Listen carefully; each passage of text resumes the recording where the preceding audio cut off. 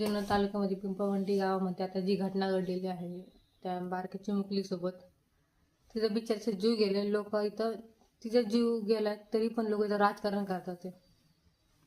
ते नाही आले बघायला, हे नाही आले बघायला, मी असं तर असं केलं असतं, मी असं तर तसं केलं असतं. राजकारण नाही चालू इथं. त्या बाळाचा जीव गेलाय, तिला न्याय मिळायला पाहिजे.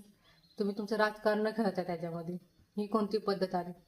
आज लोकांची मुलगी गेली, अगर तुमची मुलगी गेली असते तर तुम्ही हेच केलं असतं का? हेच केलं असतं?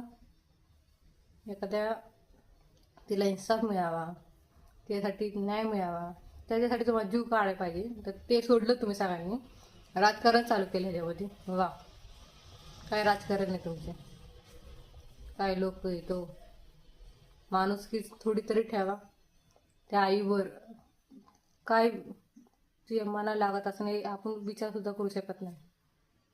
आणि आपल्या शिवजन्मभूमी जुन्नर तालुक्यामध्ये असं झालं म्हणजे अजून वाईट वाटते.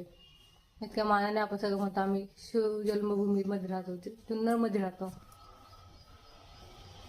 त्या दलिंदराला काही पण करून फाशीच झाली पाहिजे.